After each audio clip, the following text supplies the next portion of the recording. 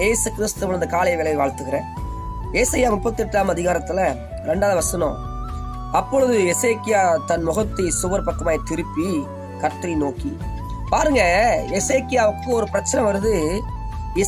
எசேக்கியாவுக்கு ஒரு பிரச்சனை வருது. என்ன பிரச்சனை வருதுங்க? ஒரு நாட்கள் முடிய போகுது.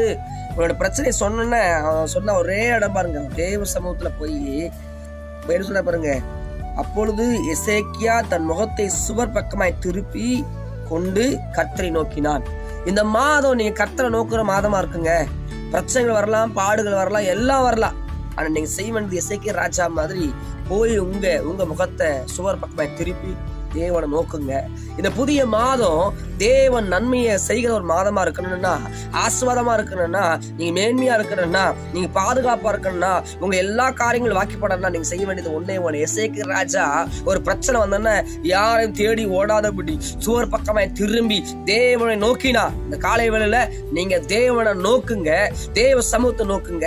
நிச்சயமாகவே எசேக்கியா ராஜாவுக்கு தேவன் நாட்களை நீடித்து கொடுத்தது போல உங்க வாழ்க்கையில் இருக்கிற பிரச்சனையை கர்த்தர் மாற்றுவார், நிச்சயம் மாற்றுவார். இந்த காலையில சொல்லுகிற இந்த புதிய நாளை, இந்த புதிய மாதத்தை ஆண்டவர் கொடுத்திருக்கிறார். போன வருஷத்துல பார்த்தவங்க, போன மாதத்துல பார்த்தவங்க இந்த மாசத்துல இல்லையே. தேவன் நம்மளை ஜீவன் வச்சிருக்கார் தெரியுமா உங்களுக்கு? அப்போ எசேக்கியா ராஜாவுக்கு தேவன் ஒரு காரியத்தை செய்தார். எப்படிப்பட்ட காரியம்? அவன் சொல்ற ஜெபம் பண்ணத பாருங்க. அது கீழே பாத்தீங்கன்னா, ஆண்டவரே என்னுடைய காரியங்களை நினைவு கூறுங்க.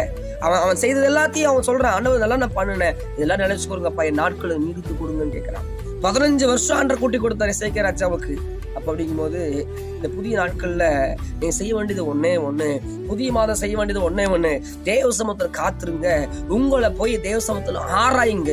ஒரு டாக்டர்கிட்ட போய் ஸ்கேன் பண்ணும்போது உள்ள இருக்க எலும்பு சரியா இருக்குதா, உள்ள இருக்கிற ஸ்கின் ரெடியா இருக்குதா, உள்ள இருக்கிற எல்லா பகுதியும் ரெடியா கட்டணுன்ற பாக்குற. அது போல தேவ சமூகத்துல எசேக்கியா ராஜா செய்தது போல சுவர் பக்கமாய் திரும்பி தேவ சமூகத்தை நோக்குங்க.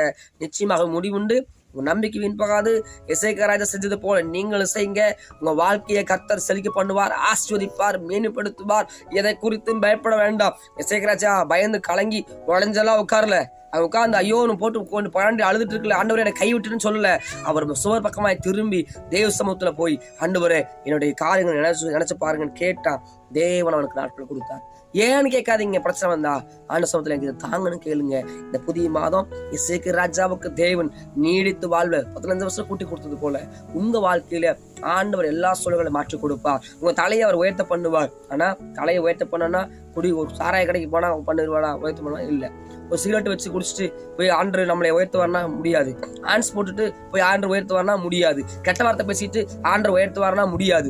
தேவ பிள்ளைக தேவனுக்காக பிரியமா வாழும் போது, ஆண்டவர் சமூகத்தில் நிற்கும் போது, எசேக்கியா ராஜா உண்மை உத்தமமா இருந்தனாலதான் தைரியமா ஆண்டு போய் ஆண்டவரை நான் செய்ததை நினைச்சு பாருங்க, எனக்கு நான் செய்ததை நினைச்சு பாருங்க, நான் செய்த நன்மையை நினைச்சு பாருங்கன்னு சொல்லி என்னன்றான், கேட்கறான், நாட்களை கேட்கறான். எனக்கு உங்களுக்கு சொல்லுகிற உண்மையை நன்மையா இருங்க, உண்மையா இருங்க.